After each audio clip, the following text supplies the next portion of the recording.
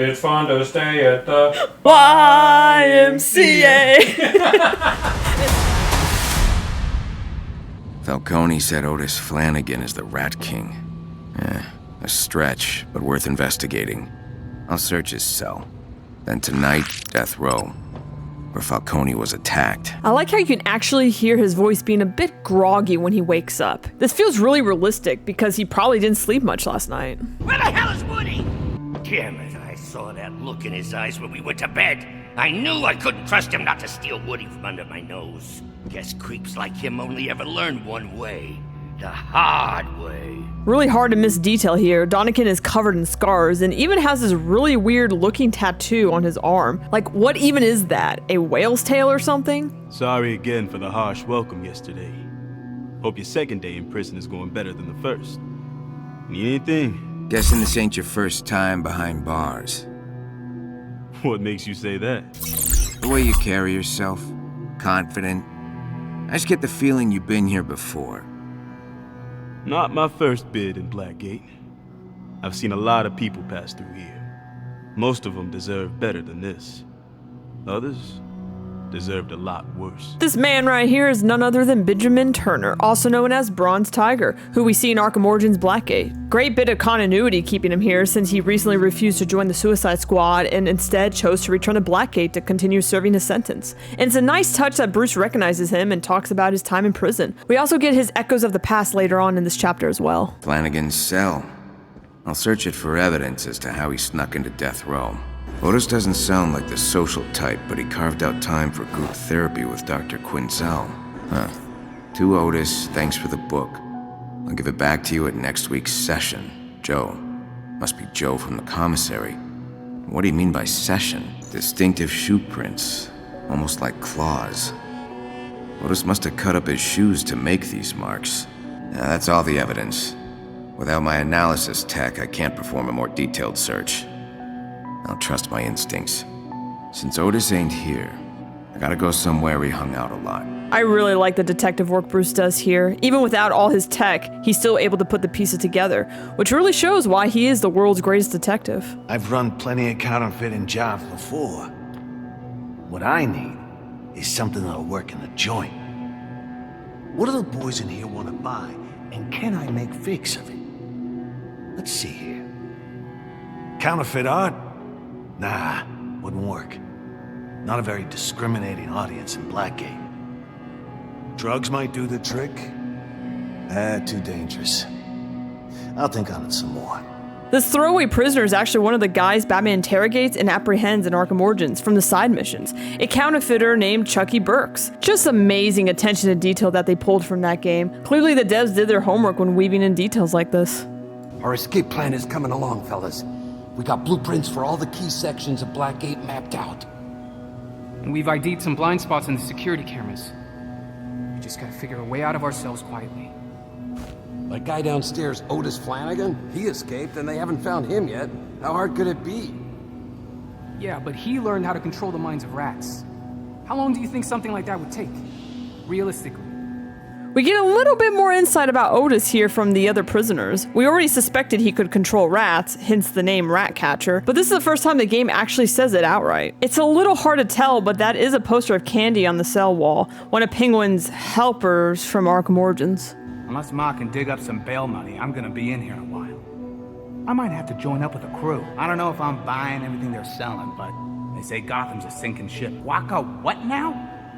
No, I said sinking ship, not chips and dip. I like this returning gag. This guy keeps talking on the phone and the person on the other end clearly can't understand him, so they keep saying absurd things to one another. New brothers, fresh from the streets.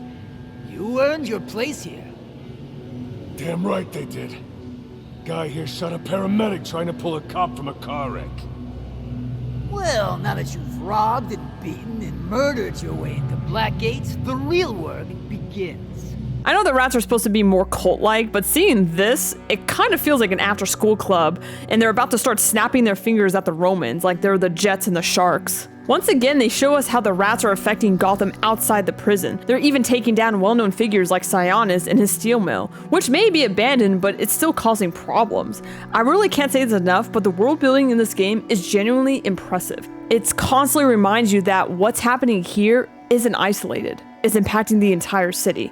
And don't even get me started on his mugshot right here. Those eyes tell a whole story on their own. I don't know what happened in max security last night, but Tiger's staying quiet about it. And so's the family. Gods are even grouchier than usual this morning. What's going on? Something went down last night. Nobody's saying nothing, but I saw a few guards coming from the infirmary. You think somebody tried to break out? My guess is that a certain somebody broke in. The hell happened to the Roman last night? I'm not supposed to talk about it. Come on, man. I'm not just some guy. You know me. Who made a move? Listen, when Carmine Falcone and Captain Bolton tell you to keep your mouth shut, your mouth stays shut. Rumors are already spreading like wildfires about what happened last night, which is very realistic in a prison like this. I like how we hear the different sides and what the gossip is. It makes the story seem more authentic and grounded. We're hearing the prisoner's perspective and not just Batman's. Ah, damn, Malone, are you alright? I heard you got jumped. I heard it was like bam, bam, bam, and then Bolton shocks you like bzzz. I reckon you gotta be careful out there, man. You gotta watch your back, alright? Alright. Now, you ever get in a scrap and need some backup, you let me know. I'm not a fighter, but I can distract guys with some pretty sweet dance moves while you do your thing. Just say the word and I'll be like, rightio, good sir. Alright. Okay, he's kind of growing on me. At first I thought this guy was a bit of a creep, but now he's being a legit bro. While the courthouse remains an active crime scene after the tragic events of July 4th, the office of District Attorney Harvey Dent has not halted preparation for the trial of alleged crime boss Carmine Falcone. Falcone is thus far the highest profile arrest in the joint anti-crime and corruption efforts of Dent, Commissioner Gordon, and unofficially, the Batman. Come on! Everyone knows that was all Batman! Speaking of Batman, multiple unconfirmed reports have him being spotted at Blackgate Prison last night. Could he have unfinished business with Falcone or the Rats? I asked Commissioner Gordon this morning. Any rumors are exactly that. Rumors. I thought you reported the facts, Ms. Vale. We addressed the public's concerns, Commissioner, and they're very concerned about this Day of Wrath mentioned in the Rat King's broadcasts. Look, as far as we can tell, the so-called Day of Wrath is pure fiction. Just something this Rat King uses to stir people up so they'll commit crimes for it. Those who've heard the recordings tell us the Rat King is very specific. He says it takes place in 4 days. Apparently, I wasn't direct enough last time, so let me be absolutely clear. The Day of Wrath is bull. Man, I love seeing Gordon snap at Vicky. Honestly, reporters like her just want the scoop and rumors. I kind of like Gordon calling her out about actually reporting the facts, especially since as the audience, we know the truth. It feels very realistic and kind of brilliant. Each rat has different wording on their outfits, a detail that's easy to miss but shows solid attention to their designs. 2 Charlie 12 checking in. Still no sign of, you-know-who. Don't think he's a fan of the daylight. Smart that he didn't say Batman's name. They don't want to cause panic or chaos throughout the prison, especially since people are already on edge about what happened last night. Shares of Falcone's shipping continue to rise even after an attack on CEO and alleged mobster Carmine Falcone in Blackgate Prison. Acting CEO Alberto Falcone told reporters that, quote, investors know that, like my father, our company is strong enough to bounce back from anything. Despite the elder Falcone's arrest in May, the company is still planning to expand worldwide operations in the next fiscal year. Ace Chemicals is back in the news, and as expected, it's not good. Investors lost their taste for the stock after the parent company of Soda Cola canceled a major product launch. Ace reportedly invested over $1 billion to harvest a rare South American plant to flavor their new Sprinkle Fizz Gold. But test markets have reported what the company will only refer to as, quote, adverse side effects. All things considered, a bad quarter is still better than poisoning your customers. But Ace Chemical's rivals at Zesty Cola might just be the refreshing change that thirsty investors are craving. I like how they throw Alberto's name out since we did see him briefly in Origins. Plus that Ace Chemical story with the cola. Doesn't that sound a bit familiar to the whole Fallout 4 Nuka-Cola DLC story with the quantum health issues they were having? I need to ask you about a prisoner named Otis Flanagan. He may have been Falcone's attacker. And the Romans seem to think he's the Rat King. I have to find him. He's been here once or twice, but I won't tell you his medical history. Though I'm sure you have your ways of getting around that. What I will tell you is he's eluded the guards before, and he's extremely dangerous. If you find him, what are you going to do? He could be the Rat King, Leslie.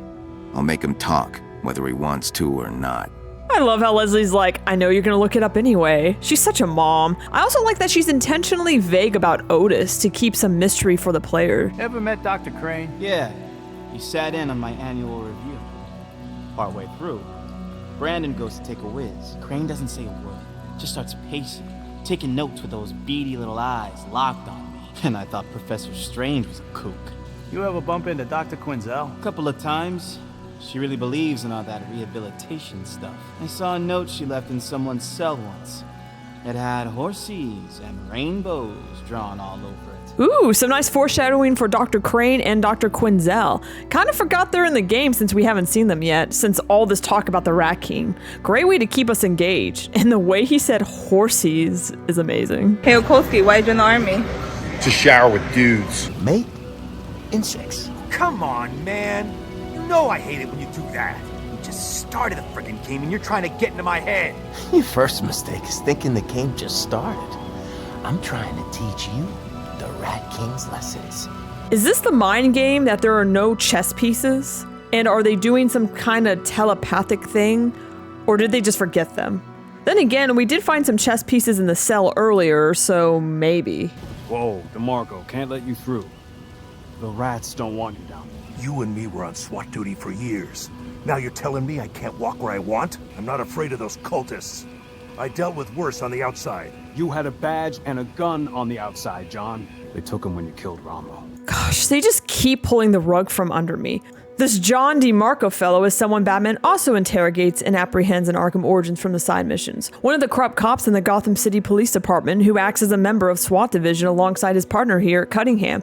He killed a fellow teammate, Nate Ramo, because Nate was planning to undergo a plea bargain to expose their unit's corruptions. I love finding these little details that people who played Origins just know instantly. And I love how his old partner here, Cunningham, gets that cutting line about how he clearly hasn't forgive him for killing Nate.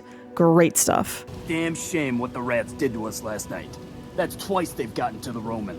You think a mob of rats paraded into max security last night? Who else would it be? If the rats did this, they would have dropped bodies.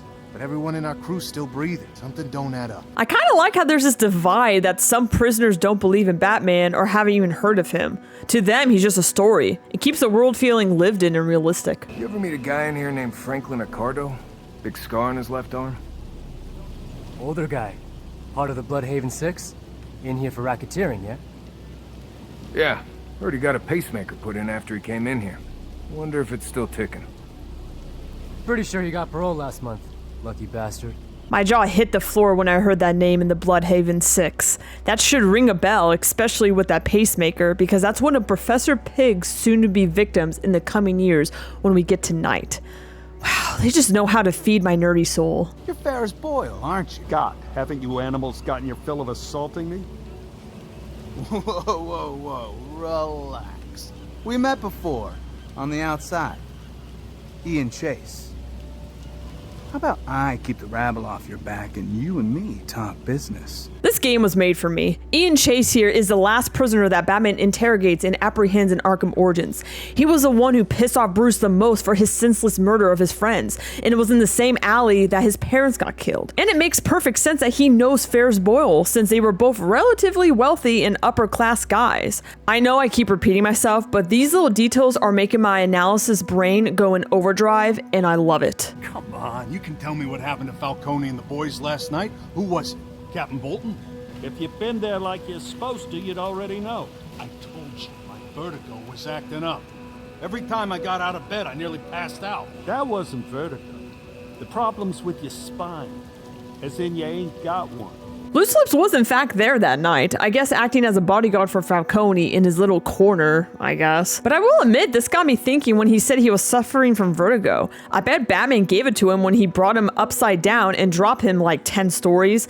That could definitely do it. I used to suffer from vertigo many years ago from being in a plane that dropped several times, so I know what that's like. It's no joke. Some nice continuity of the guard fixing the hole in the wall from yesterday. It's not as though I wanted Nora Freeze to be hurt. It was an accident, regrettably, the cost of doing business. I hear you. I didn't want to hurt anybody either. That's why I aimed for the head. Quick and painless. Better than they deserve. They really like to reel you in with some of these lines. For a moment, I was surprised at the confession from Boyle about Nora here. Then he said, "It's the cost of doing business." And I'm like, well, you're back at being one of the most hateable characters in this game. Also, Ian totally lied about aiming for their heads. He shot Riley in the lungs and he drowned from his own blood, then Carissa in the heart. That is not a painless death, dude. You deserve to be locked up. The Riddler would break this rule in seconds if he was locked up in here. In the 17th century, the island we know as Blackgate was settled and given its name by Captain John Valor, who commandeered it as a base for his exploits as the so-called Black Pirate. Ships sailing for the thriving colony of Gotham City navigated through Black's Gate in order to arrive. Many of them failed to make their journey. I actually really like the history they give us here with the Blackgate Prison Showcase. It's one of those things that, as a fan, you don't always think about because the story takes place in a world that feels so close to our own. So adding details like this gives Gotham that extra layer of immersion. It makes everything feel more real, more lived in. And also, I love the little detail, Bolton is the one narrating the final exhibit, since we already know that Ward and Joseph got let go earlier. Dr. Crane, these aren't your patients. They are our patients, and I won't have you bullying them. These men are hardened criminals, Dr. Quinzel. You can't heal their fractured minds with cuddly vibes and finger painting. It's called art therapy, you ghoul. Oh, hi. I'm afraid we have a straggler. I'll check him in. I'll see you back in group. Pray you aren't late again. Ooh, what an introduction to these characters. Not only does it immediately grab your attention, but it also makes one thing very clear. They do not get along. You learn so much about their dynamic without the game needing to spell anything out to you. And honestly, it's kind of surreal seeing these characters before they become the versions we all know from later in the Arkham games. It really highlights just how far they have fallen. And it's so fitting that Harley is calling Dr. Crane a ghoul, because I'm not gonna lie, in Arkham Knight, he straight up looks like one from Fallout. But I'll save that rant for when we get there. I'll also talk more about these characters once we see them in the next chapter. I'm Dr. Quinzel. And you are? Malone. Welcome, Mr. Malone. First time in group? First and last, Doc. I'm only here to talk to Joe from the commissary once you're done with all your psychobabble. You should really give therapy a chance. Joe's living proof that it works. Ooh, and you're in luck. Mr. Yamashiro's absent today. His chair's all yours. Hold on, I'll buzz you in. It's kind of weird hearing Bruce say something like psychobabble. It just hits the ear a little different. Like, it's not wrong, but it doesn't quite sound like him, you know? And then there's that hesitation when she says Yamashiro's name. There's something definitely going on there. Please, follow me. You'll have to excuse Dr. Crane. He was brought in to replace the outgoing supervisor, Professor Strange, and, well, he has a very narrow view of therapy. But, while Crane and I don't always see eye to eye, we do share a common field of study.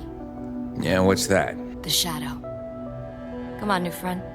Let's join the others. Nice little Professor Strange mention here, and I love the environmental lighting in this shot. One light is on, the other is out. It feels like a little bit of visual symbolism for the shadow we're about to learn more about, and this game loves doing that, using lighting and the environment to quietly reinforce the themes without even directly calling attention to it. Everyone, I'd like to introduce you to our new friend. This is Mr. Malone. Mr. Malone, please, take a seat. What we do here is rehabilitation through better understanding of the shadow. Our shadow is a blind spot in our psyche. Not exactly. Our shadow consists of our unconscious fears, shame, and desires that we project onto others. I was getting to that part. The shadow is often rooted in our early development. Mr. Malone, tell us about your childhood. My childhood. All right. My parents were both murdered in front of me when I was a kid. I saw it. I couldn't stop it. I froze. And they never caught the guy who did it. Oh, my dear. I'm so sorry. I feel sick in my soul for you. Wow. The animation and motion capture in this scene is incredible. There's so much happening in just a few seconds if you really pay attention. You got Arnold lowering his head while keeping Woody's up, still listening. Dr. Quinzel is completely frozen in shock at first, and then you see the exact moment she snaps out of it when she starts speaking. And then there's Crane. He actually slows his walk when he hears Bruce mention murder, and he glances over at Joe, almost like he recognizes that this story hits a little too close for him. And finally, there's Joe. He's completely engaged what Malone is saying until Bruce mentions his parents being murdered. And then the second he hears that, he breaks eye contact and turns his whole body away from him, like he can't even face it. That one little moment says everything we need to know. All of this in like a 30-second scene is just insanely well done. That's it? The subject has no use for your feelings, Doctor. He needs a clinical diagnosis, not a bleeding heart. Aren't you supposed to be quietly observing? Keep your comments to yourself, Crane. I am here to supervise this clown. My parents would fight all the time. It's kind of cute how Arnold moves Woody's head to face Joe since he's the one talking now. Each other. And in me. I called it prize fighting because I always got the belt. 7 years old. Couldn't defend myself.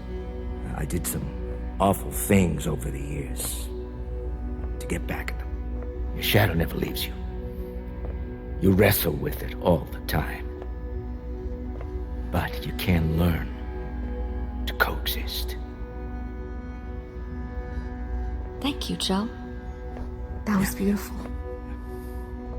This was such a great idea for Joe to explain the shadow instead of one of the doctors. It's a smart choice because it makes the concept feel more personal. We're not just being told information. We're hearing it from someone who's actually experiencing it. And at the same time, it helps us understand Joe a bit more. Arnold, let's talk about the dummy. Wasn't that Mr. Donegan's? This is Woody. We're best friends. Friends? We just met 4 eyes. Hard to catch, but Joe does lean back a little bit when Woody starts talking, like he's a little startled at what's going on. And you're far too clingy for me. Woody, let Arnold speak first. You're addressing the doll now? I'm putting an end to this. Keep your mitts up! Hand over the doll, you feeble-minded worm. Where are you taking him? To a more structured clinical environment. Is that where you took Mr. Yamashiro? Is that where you took the other inmates? You're now just questioning that? Mr. Malone here joined today because of you. I think there's a lot you could teach him. I'll leave you two alone. Kid, grab that book for me, will you? You brushing up on how to escape? Nah, I just like to reread it every few years. The Count of Monte Cristo is a story about a man who's wrongfully imprisoned, broken down, and then rebuilds into someone completely different, someone driven by vengeance. Joe is someone who's already defined by one's violent act, and now he's sitting there, forced to confront everything that came after it. It almost feels like Bruce is, whether he realizes or not, handing him a story about transformation, about guilt, about what people become after tragedy.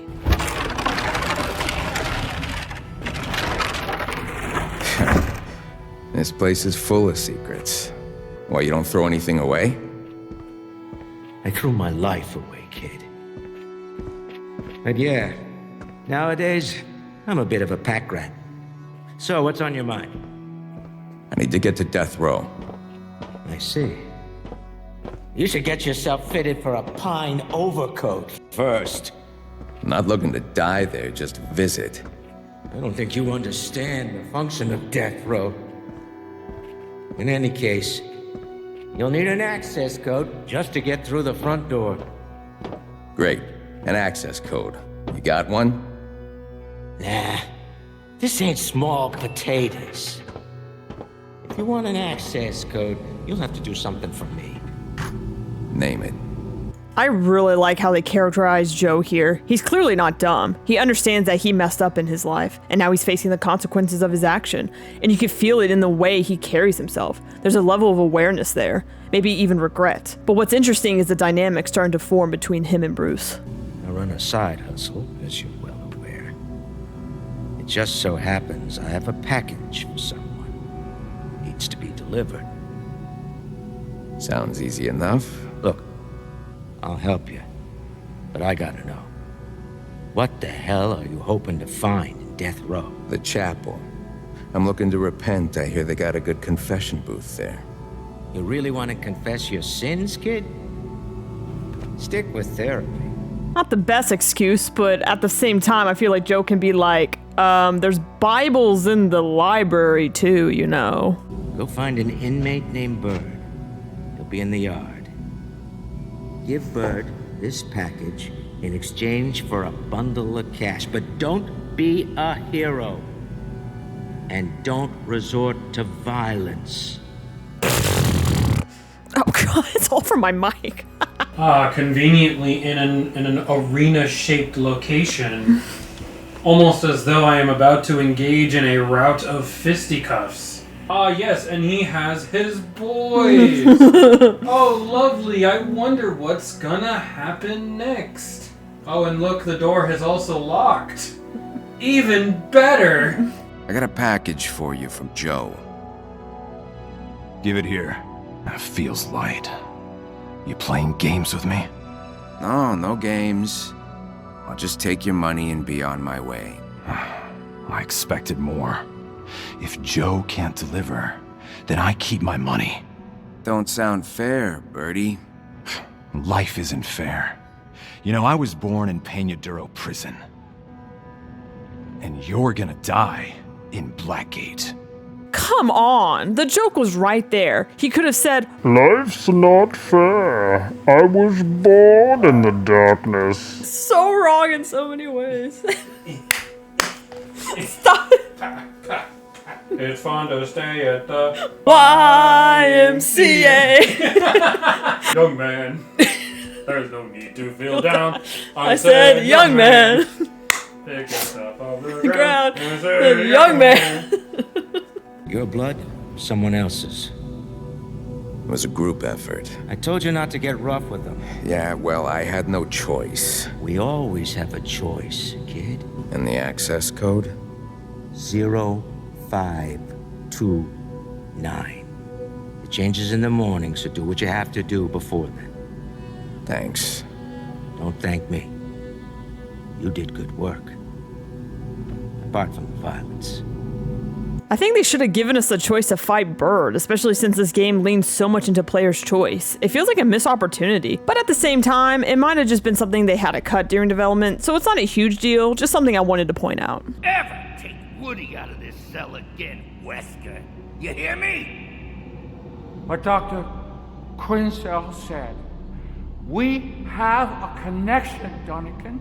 I kind of wish we could have talked to Arnold after the group therapy session, especially after Crane pulls him away like that. It would have been really interesting to hear his perspective, or just get a better sense of what happened to him afterward. Batcave awaits, then the crime scene in Death Row. You can't just take Woody from me and get away with it, Wesker. This cell ain't big enough for the two of us. 3 of us. Shut up, Donegan.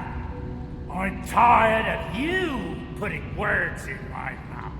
I really love the slow build-up we're getting with Scarface here. They pace this extremely well. Good evening, sir. I trust you had a productive day. I have the code for the manual keypad protecting Death Row. 0529. Shall I share this code with Miss Gordon? Oracle, sir?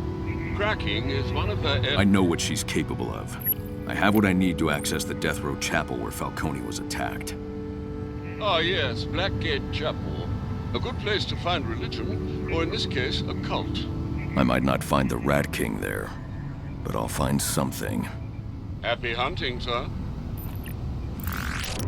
I like this little detail with Alfred correcting Barbara to Oracle. It's subtle, but it shows the level of respect and formalities Alfred already has for her. And then Bruce mentioning that he knows what she's capable of, that hits even harder when you think about Arkham Origins. We've already seen glimpses of that, and we're starting to see it here too. Something I found really interesting in this game is that the gel actually hurts you, unlike the other Arkham games where it never really affects Batman directly. Here, it has a real impact. I hope you're resting between your daily prison calls and your nighttime daring do. I can handle it, Alfred. And there was only one fight today. Glad to hear Mr. Malone is making friends. Or at least fewer enemies. Aw, even though it's played as a bit of a joke, I honestly think Alfred is a little happy here. Bruce is actually starting to make connections, even if they are prisoners. Tiger! Inmates! And our speed, yes!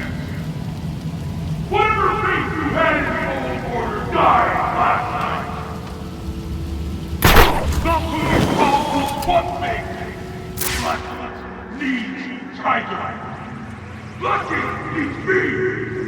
I really like how Bolton comes across here. He almost feels like an army drill sergeant. He's completely obsessed with power and order, always trying to prove that he's the one in control. And a big part of that feels like he's constantly trying to one-up Batman. It creates a really interesting contrast, because while Batman operates in the shadows, Bolton is always about control in the open. Better hurry or we'll miss the address.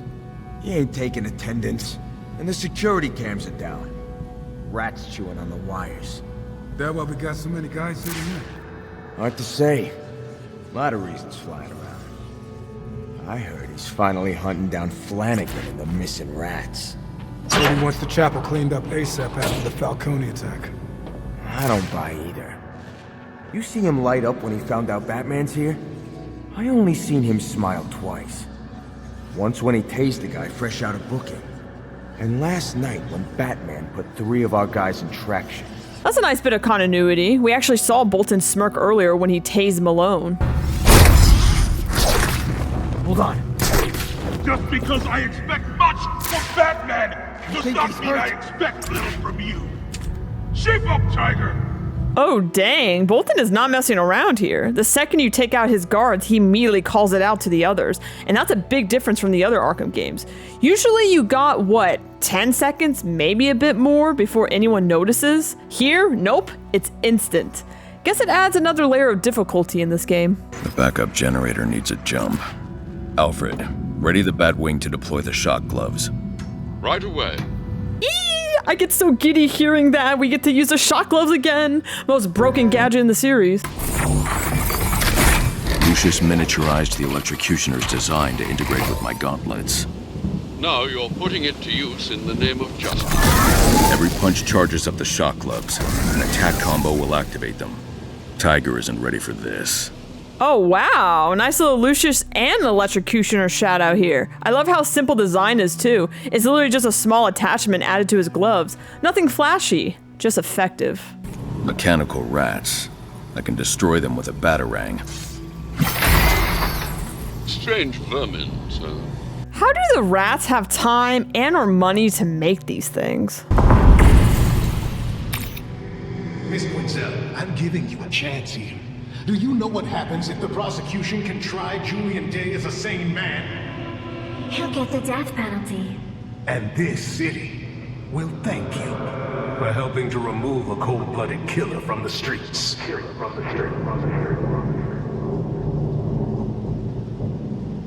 Rather surprising. Dr. Quinzel seems exceedingly sympathetic to inmates. And easily manipulated by them. One of the reasons Warden Joseph took the fall. And the calendar man? Transferred for Dr. Quinzel's evaluation, but I doubt they can hold him for long. Nice Calendar Man reference here, especially since he kind of just disappears after Arkham Origins and is never really brought up again, other than that one appearance in Night, and City, of course. So it's nice to see the games acknowledge him. And I also like they bring back the interview tapes from Origins. That's such a deep cut, something a lot of players probably forgot about. Anyone seen Flanagan? Nah, he got those new gloves from Joe and disappeared. New gloves? What happened to the old ones? GCPD tore him off to get prints on a knife and haul him in. They're all corrupt. Right up to DA Harvey Kent. It's Dent with a D. Wait, he changed his name or something? No, you're an idiot. Focus. Wait, was that a Superman reference with the Kent mention? Like Clark Kent? Honestly, the Riddler could learn a thing or two from the rats. Some of these puzzles are actually really thought-provoking compared to the riddles he has in the series. It started out as riot control gas, but I adjusted the recipe. A large dose will turn those brains to succotash. The Joker hides his plans in a smokescreen of chaos. Though this be madness, yet there is method in it. He's clearly insane, but he acts with purpose. And that's what makes him dangerous. Oh, that's Alfred quoting Hamlet there. There's a method in the madness. It basically means even though something looks chaotic or irrational on the surface, there's actually hidden logic or purpose behind it. And honestly, that sums up Joker perfectly. Falcone claims his assailant was the prisoner Otis Flanagan. There's still evidence in the chapel from the attack on Falcone. I'll set up a crime scene and figure out what happened. Flanagan threw Falcone through this pew. Remarkable for someone of Flanagan's size. Blood spatter and prints indicate Falcone laid here following the attack. Strange. I'm not seeing any forensic evidence tying Otis Flanagan to this scene. The assailant snuck up behind Falcone, struck him with a metal pipe before covering his head with a sack. Traces of metal on the kneeler, and nail marks in the fabric. No trace of Otis's prints on the weapon, but then again, he does wear gloves. Nice little setup there. The rats mentioned earlier that he got some new gloves, and now we're seeing it pay off here. Before throwing Falcone into the pew, the attacker hit the candelabra. 3 sets of footprints were left in this pool of wax. First set, size 14. No discernible tread pattern. Whoever made these wore disposable shoe covers. The second is a partial from an Italian loafer, Falcone's. The third set was made after the wax dried, a match for the distinctive claw-like shoe prints I found in Otis Flanagan's cell. Otis was here, but didn't arrive at the chapel until after the assault. Fabric analysis shows a small amount of Kevlar and nylon. The assailant wore a bulletproof vest and caught it on the candelabra during the struggle with Falcone. I've scanned all available evidence. Only a small group of people in Blackgate are equipped with bulletproof vests. I'll narrow my search to the most likely candidates. Tiger Security have access to bulletproof vests, not to mention the chapel itself. Someone on Tiger's payroll is responsible. Another excellent deduction, sir.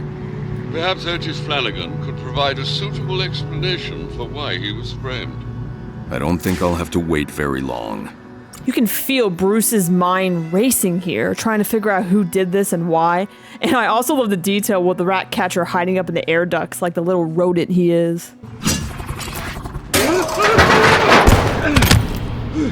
Good to see that Batman thinks gravity won't kill someone. Nice, nice.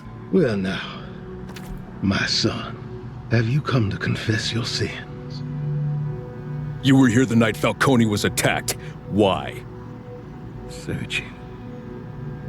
Seeking my missing brethren. The prisoners. Abducted in the night. But still they remain lost. I found only Falcone. At the mercy of the head guard. Bolton. That explains the broken pew. It would have taken a man of tremendous strength to cause such damage, sir. And your mysterious king? Where is he? I will not speak of him to an outsider. Tell me!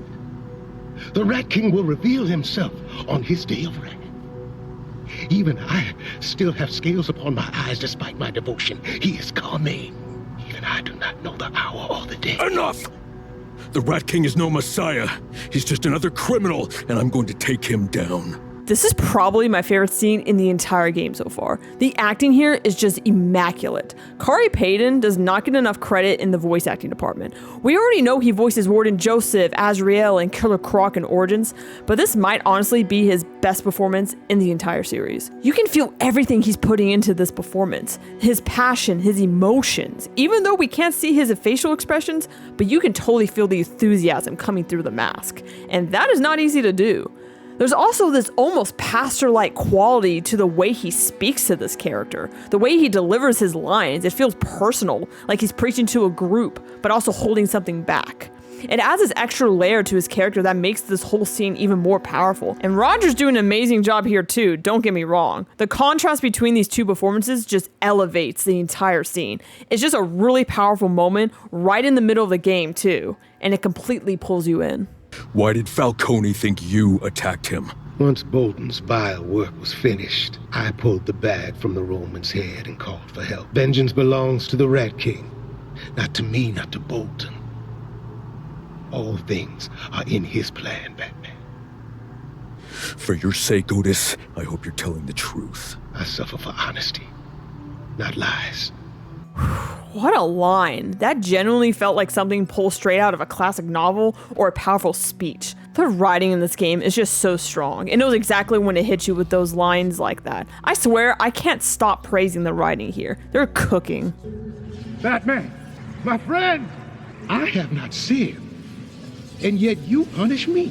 They say rats can fit their bodies through anything as long as their head fits. Just saying. Okay! Extra bonus for anyone who can even touch Batman. Got that? Touch him! That's how low the bar is. Why does that sound like he's coming from right outside the door instead of over the comms? Because he's clearly not here. Like, there's even an echo with it. Prisoner transfer records should be on Bolton's computer. Do be careful, sir. He strikes me as the sort to have an unsavory browser history. Never change, Alfred. There are a bunch of scattered Easter eggs around his office. You got a welcome letter to Bolton from Warden Joseph. There's also a magazine talking about Venom, so nice Bane reference. I've also spotted a Croc poster a couple of times throughout the prison, which is a pretty cool recurring detail. And then there's this newspaper headline about an opal being stolen, which, I mean, we all know who did that. I'll insert the SD card to back up his files, then send them to Oracle for analysis. This will take time. The blades are chipped. Bolton's been using these. Target practice. I hope, sir. Warden Joseph rejected Bolton's application to Blackgate. Ironic that Bolton should replace him. Tiger replaced him. Bolton just positioned himself to take advantage. What a gruesome museum. Replicas, I take it? A few are actually real. We actually get a really interesting look into Bolton's psyche here through all his little items he keeps. He basically has a small shrine to Batman, which already tells you a lot. He doesn't just admire him, he almost idolizes him. Less like a hero and more like something godlike. But at the same time, it shows how twisted his perspective is. Because instead of earning that kind of authority, he's essentially just given it to himself. Especially after being rejected from Blackgate. And then you see these medieval torture tools, which makes it very clear he believes he has the right to carry out this kind of punishments. In his mind, he is justice. We all know he is far from it. The Black Man in Blackgates. When I heard you were in my prison, roughing up my men, I was honored. Big fan. But help me understand. You threw a man to his death off the courthouse roof. But now... I don't kill. Punishment is the only way to keep criminals in line! Is that why you attacked Falcone? Yes! To punish him? Yes, your methodology! You took it too far. I didn't go far enough! These scumbags think they rule behind the walls of my prison. You could have been more than a symbol. You could have been a god. I'm sorry you won't be around to watch as I end Falcone's empire for good.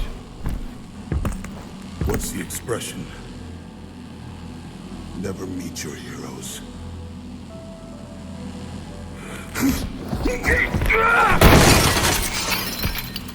Man, they really make Bolton feel like a full-grown toddler throwing a temper tantrum in this scene. He's interrupting Batman, shouting over him while he's trying to talk, and he's literally throwing things the second he hears something he doesn't like. Earl Balin does such a great job voicing him here. He strikes this perfect balance between authority and this almost childlike behavior, and it works really well for Bolton. because it shows that beneath all that control he tries to project, he's actually incredibly unstable. They absolutely nailed Bolton in this game. Honestly, he might be the best reimagined character in this game, especially since we really haven't seen much of Lockup in other media outside of BTAS and some other comics.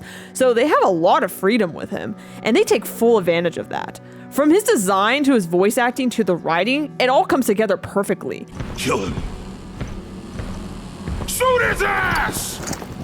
I like how the guards react here. They look shocked when Bolton tells him to kill him. There's this brief hesitation, like they're not sure if he's serious. And then Bolton reassures them.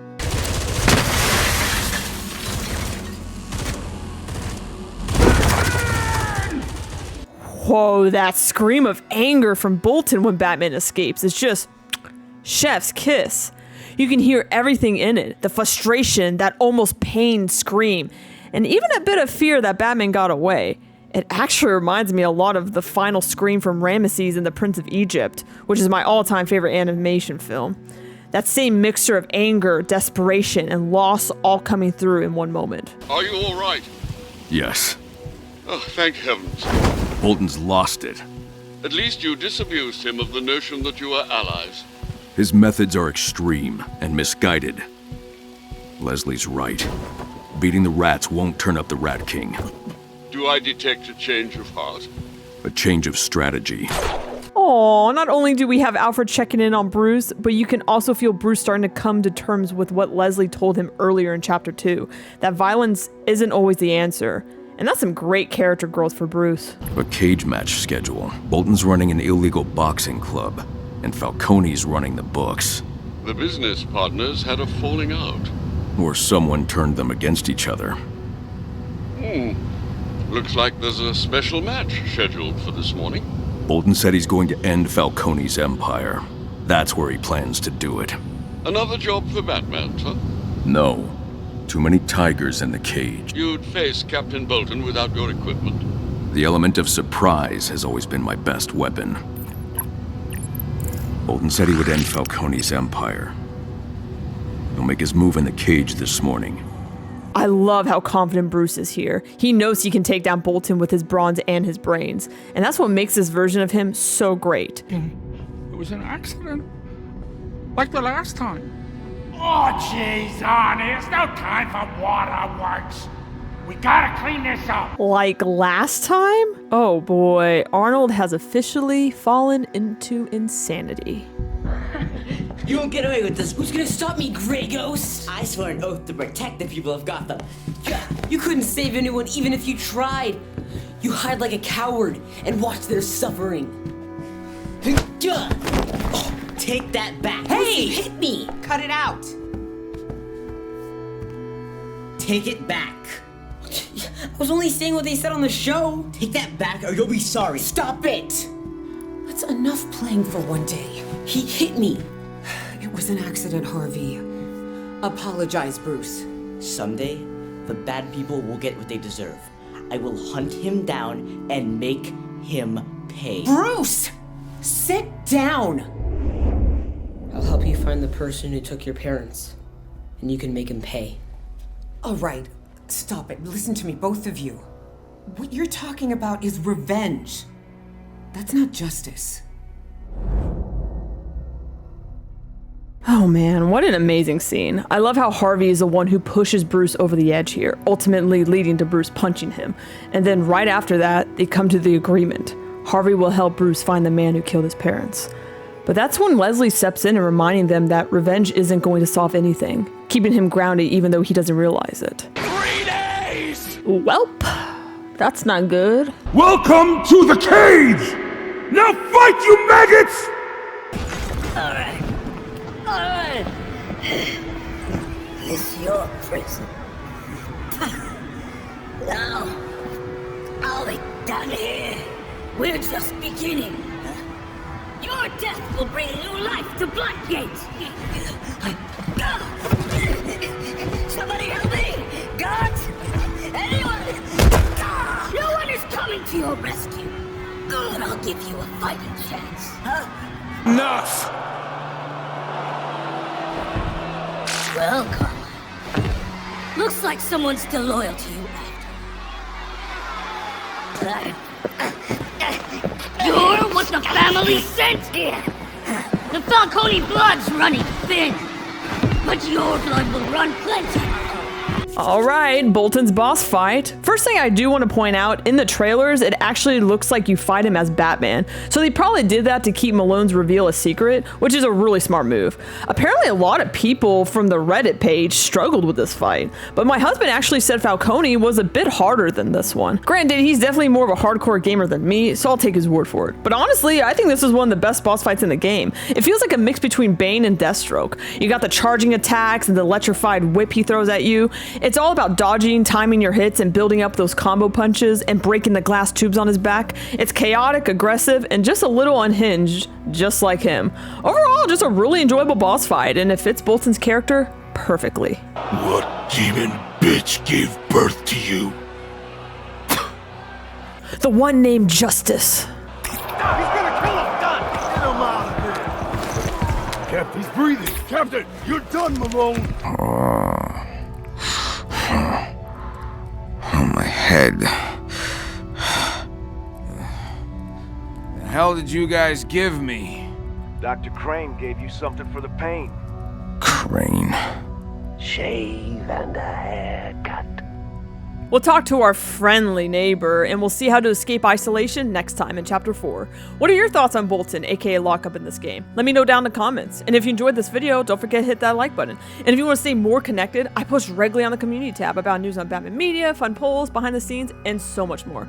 So make sure you click that on the bell notification so you don't miss out. Also, why not subscribe and join our Bat family? Us nerds need to stick together. Thank you so much for watching, and I'll see you soon. Stay tuned.